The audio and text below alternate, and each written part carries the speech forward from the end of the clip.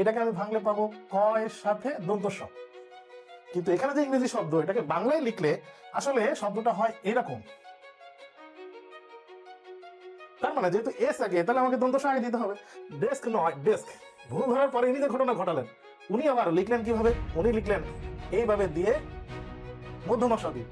নর্তবিধান সপ্তবিধান তৎসম শব্দ যদি প্রযোজ্য হয়, তাহলে ডেস্ক যে ইংরেজি শব্দ, সেখানে কি পেট কাটা মূর্ধন্য স বা মূর্ধন্য স হবে না। সপ্তবিধানের নিয়ম অনুযায়ী বিদেশি শব্দের মূর্ধন্য স হয় না। রাজনীতি নিয়ে রাজনীতি করতে গিয়ে ওনারা রাজনীতি বানান ভুল করে ফেলেন। আসসালামু আলাইকুম। গুপ্তবর্ণের দ্বিতীয় পর্বের ক্লাস আজকে আমরা আরো কয়েকটা যুক্তবর্ণ জানবো এবং যুক্তবর্ণের সাথে বিদেশি শব্দের বানানের কিছু বিষয় জানবো, এবং সবথেকে মজার বিষয় শেষে কয়েকটা গুরুত্বপূর্ণ বানান শিখবো কিছু ভুলের স্ক্রিনশট থেকে। প্রথম আমরা চলে যাই যে এই স্লাইডটা নিয়ে, মানে এই স্ক্রিনশটটা নিয়ে বিগত 2 দিন বেশ কথা চলছে। আমাকে অনুরোধও করা হয়েছে যে এটা নিয়ে একটা ব্যাখ্যা দরকার।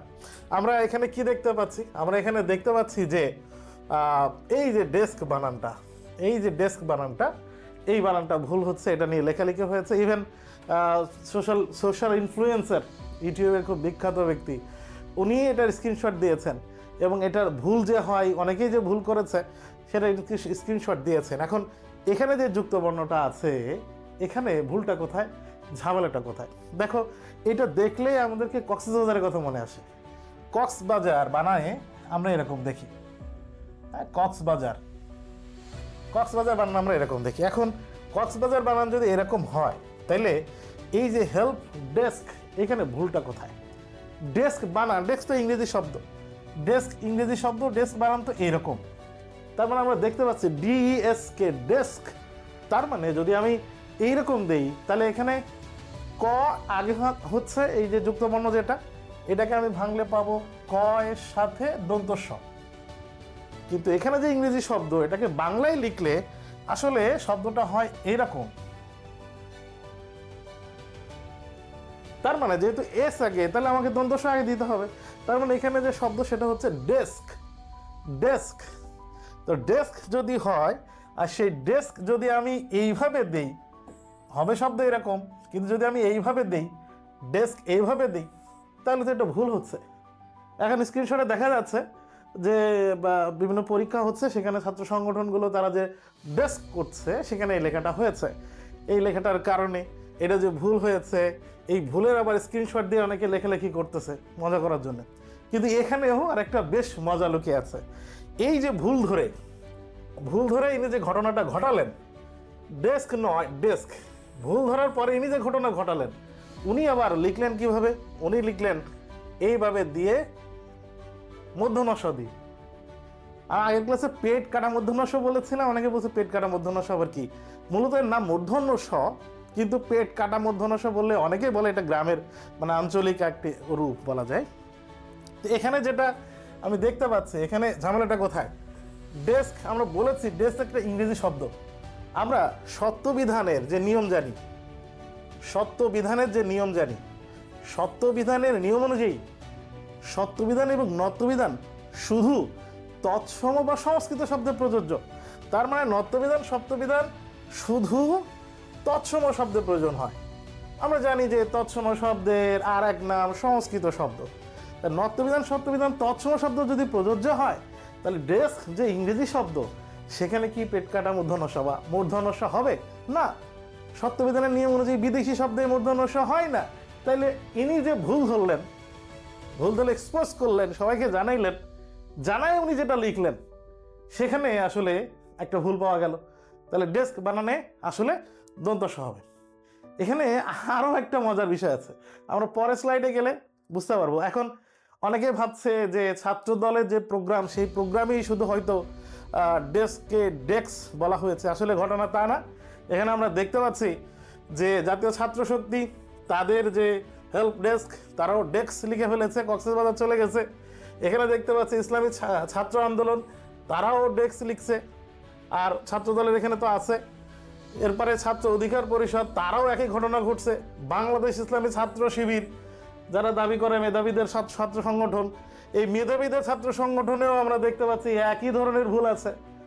তার মানে যুক্তবর্ণ বা গুপ্তবর্ণ শেখা গত ক্লাসে যেটা বলেছিলাম, অনেকেই বলতেছে এটা কিন্তু খুবই ইম্পর্টেন্ট এবং সবার জন্য ইম্পর্টেন্ট। তার মানে সবার ভিতরে এক জায়গায় আমরা মিল দেখতে পাচ্ছি যে তারা যুক্তবর্ণ বা গুপ্তবর্ণ বা বর্ণ শেখার বিষয়ে যথেষ্ট অসচেতন, যথেষ্ট অবহেলা করছে। এবার মূল যে মজার বিষয় সেই জায়গায় যায়। এখন মূল বসার মজার বিষয়টি হতেছে, এখন পিনাকি ভট্টাচার্যের এই পোস্টে একজন বিখ্যাত, আমার খুব প্রিয় স্যার, একজন বিখ্যাত বাংলার খুবই জনপ্রিয় স্যার তানভীর স্যার। আমি জানি যে তানভীর স্যার এটা ইচ্ছা করে ভুল করেননি, উনি ভুল করার কথা না, কিন্তু এটা হয়তো উনি অসচেতনতা বশত এই ভুলটা করে ফেলেছেন। ভুলটা উনি কী করে ফেলেছেন, তানভীর স্যার কমেন্ট করেছেন যে দুজনেরই তো বানান ভুল, ডেস্ক সঠিক বানান, বিদেশি শব্দের বানানে মূর্ধন্য ষ বসে না। হ্যাঁ, উনি ঠিক বলেছেন, এটা লিখে আমি পোস্টও দিয়েছিলাম ফেসবুকে। এখন উনি যেটা ভুল করেছেন সেটা হচ্ছে এই যে দুজনেরই বানান ভুল। এখন দুজনেরই শব্দটা হবে নের ই, কিন্তু এখানে রয়ও একার দিয়ে দুজনেরই হয়ে গেছে। মানে এটা খুব ভাইটাল কোনো ভুল না, কিন্তু আমি একটা মানুষের ভুল ধরতে গিয়ে আরেকটা যদি ভুল করে ফেলি তখন এটা মানুষের কাছে একটু নজরে চলে আসে। এখানে আরও একটা বিষয় আসলে লক্ষণীয়, সেটা হচ্ছে এই যে এখানে শুদ্ধিকরণ বানান দেখে বেশিরভাগ শিক্ষার্থী বা বেশিরভাগ লোকজন মনে করছে যে এই যে স্ক্রিনশট দিয়ে যিনি পাবলিকান পরিবারে পোস্ট করলেন তানভীর স্যারের ভুল ধরলেন এবং শুদ্ধিকরণ লিখলেন, আদতে এই উনি মারুফ হোসেন মিশন উনি মনে হয় ভুল করেছেন। অনেকেই ভাবে যে শুদ্ধি বানান তো এরকম, অশুদ্ধি বানান তো এরকম, অনেকে ভাবে শুদ্ধি বানান অশুদ্ধি বানান তো এরকম, তাইলে আমি এর সাথে যদি করণ যুক্ত করি তাহলে শুদ্ধিকরণ বাস্তবে তো এইরকম হওয়ার কথা, কিন্তু ঘটনা তা না। নিয়ম হচ্ছে শব্দের শেষে এরকম শুদ্ধি অশুদ্ধি, শব্দের শেষে রস্বই আছে, এর সাথে যদি নতুন করে আবার করণ যুক্ত হয় তাইলে সেই রস্বইকারটা দীর্ঘইকার হয়ে যায়। এই কারণে শুদ্ধিকরণ বানান বাস্তবে আমাদের কাছে এইটা ভুল মনে হলেও এটা কিন্তু শুদ্ধ রূপ। শুদ্ধিকরণ বানান এটা ঠিক আছে। এখন আমরা আরও একটা মজার পর্বে চলে যাই। এই যে গুপ্ত নিয়ে যেহেতু এই কয়দিন ধরে আলোচনা হচ্ছে, গুপ্ত নিয়ে তো আলোচনা শেষ। এই যে ঢাকা বিশ্ববিদ্যালয়ে পোস্টারিং হলো গুপ্ত রাজনীতি, এই গুপ্ত রাজনীতি লিখতে গিয়ে ওনার একটা প্যাচগোছ পাকায় ফেললেন। সেটা কি? রাজনীতি বানানে ভুল করলেন। রাজনীতি বানান নয় দীর্ঘইকার তয় রস্বইকার, এভাবে তো হওয়ার কথা, কিন্তু এখানে দুইটাই দীর্ঘইকার করে ফেললেন। রাজনীতি করতে গিয়ে ওনারা রাজনীতি বানান ভুল করে ফেললেন। এখন এই জায়গায় এটা কেন দিলাম, কারণ এর সাথে এই রস্বইকার এবং দীর্ঘইকারের একটা ঝামেলা এবং কয়েকটা শব্দ আছে। একটা রস্বইকার হইলে পরেরটা দীর্ঘইকার, তারপরেরটা আবার রস্বইকার, তারপরেরটা আবার দীর্ঘইকার, এরকম কিছু শব্দ আছে। সেই শব্দগুলোর সাথে আমরা একটু শিখে নিই। সেই শব্দগুলোর সব থেকে কমন যে রূপটা সেটা হইতেছে নিশিথিনী। আমরা নিশিথিনী বানান যদি শিখি তাহলে এই রিলেটেড আরও কয়েকটা বানান শিখবো। নিশিথিনী বানানে শুরু হবে নয় রস্বইকার দিয়ে, যেহেতু শুরুতে রস্বইকার তাহলে পরেরটা হবে দীর্ঘইকার, তালব্য দীর্ঘইকার। তো এটা যেহেতু দীর্ঘইকার হয়েছে তাহলে থয় হবে রস্বইকার, এটা রস্বইকার হওয়ার কারণে নয় হবে দীর্ঘইকার। তাহলে নি শি থি নি। এরকম কাছাকাছি আরও একটা বানান আছে, সেটা হচ্ছে কি বিভীষিকা। ভয় রস্বইকার যদি হয় তাহলে ভয় দীর্ঘইকার, যেহেতু ভয় দীর্ঘইকার তাহলে মধ্যাহ্ন রস্বইকার কয়াকার, বিভীষিকা। এর কাছাকাছি আরও একটা কমন বানান পিপিলিকা। পয় রস্বইকার, পয় দীর্ঘইকার, লয় রস্বইকার, কয় আকার।